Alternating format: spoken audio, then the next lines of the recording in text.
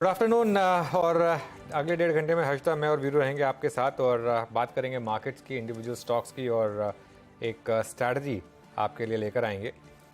एक basic texture समझते हैं मार्केट का आज और एक फ्लैट शुरुआत के बाद अब फाइनली मार्केट में थोड़ा सा एक जोश, हालांकि अभी भी थोड़ा सा 19,600 के हम आसपास ही हैं, लेकिन हाईएस्ट लेवल पर आईटी आज clearly sector of the day IT और उसके साथ फार्मा, तो एक एक्सपोर्ट ओरिएंटेड सेक्टर्स ने आज एक फ़ायदा पहुंचाया। उसका एक कारण शायद ये भी है कि बैंकों के अर्निंग्स थोड़ी ख़राब रही हैं, तो मार्केट का शायद कुछ टाइम के लिए एक सेक्टर रोटेशन का ध्यान है। मिड कैप और स्मॉल कैप यहाँ पर अच्छी आउट परफॉर्मेंस है। तो देखते हैं अभी के लिए। ओवरऑल दिन अभी भी अच्छा ही रहा है क्योंकि ज़्यादातर टाइम हमने आज ग्रीन में स्पेंड किया है और कल की रेंज से ऊपर ही स्पेंड किया है, फ्राइडे की रेंज से, तो ये मार्केट के लिए एक अच्छी खबर है। Harshada, good afternoon. Good afternoon अनुज।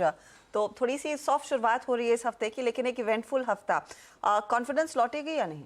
कॉन्फिडेंस आ चुका है वापस। उसका 2 दिन कारण है। एक तो आज का लो जो है 19,524 आज था, वो पिछले 2 दिन का हाई है। 19,537 और 19,538 हमारे पिछले 2 दिन के हाई थे और 10 और 20 डे एक्सपोनेंशियल मूविंग एवरेज दोनों के अब हम ऊपर ट्रेड कर रहे हैं। 10 डे के ऑलमोस्ट ऊपर है, वो 19,600 पर है। 20 डे के तो ऊपर हम ट्रेड कर रहे हैं, ये एक पॉजिटिव है। और अब 19,600 के ऊपर अगर हम बंद हो गए तो फिर वो कॉन्फिडेंस अच्छे से लौटेगा हमारा। और बाजार ने एक इंडिकेशन दिए है कि वो जो टाइम करेक्शन, मार्केट ने बेसिकली टाइम करेक्शन ही किया, प्राइस करेक्शन बहुत ज़्यादा हुआ नहीं है। अगर आप देखें हाई से हम 400 पॉइंट नीचे हैं कुल मिलाकर, तो उस 400 पॉइंट में 2%, 2% को आप करेक्शन नहीं बोलते हैं, तो वो कंसोलिडेशन है। तो वो मेरे ख्याल से एक इंडिकेशन दिए कि शायद अब आपकी वो कंसोलिडेशन खत्म हो रही है। स्ट्रैटेजी अब बहुत सिंपल है, अब आप लॉन्ग रहे मार्केट में और आज का लो 19,524 उसका एक स्टॉप लॉस लगा दे, एक बहुत सिंपल अप्रोच है। मैं लेकिन एक चीज़ जो स्पेशल फोकस करना चाह रहा था वो ये कि मार्केट में इस समय सेक्टर रोटेशन है बहुत ज़बरदस्त।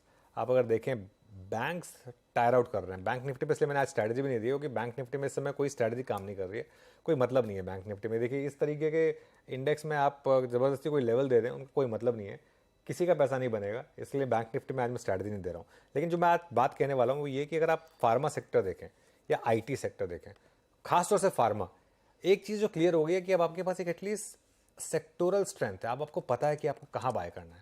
यहाँ पर जब भी आपको डिप मिले, जहाँ भी डिक्लाइन मिले, वहाँ पर बाय करें। और आईटी ने भी एक इंडिकेशन दिया है कि एक पिछले क्वार्टर के बाद इस क्वार्टर में आईटी ने भी एक हायर बॉटम बनाया है, निफ्टी आईटी ने। ये एक बड़ा पॉजिटिव साइन है मार्केट के लिए। फिर से हम 30,000 के कंफर्टेबली ऊपर निफ्टी आईटी में। तो मेरे ख्याल से अब इस समय जो 2 सेक्टर चल रहे हैं वो है आईटी और फार्मा, और मुझे लग रहा है कि यहीं पर अगले कुछ दिनों में आपको मूव लेने होंगे। बैंक निफ्टी को कुछ टाइम के लिए छोड़ दीजिए।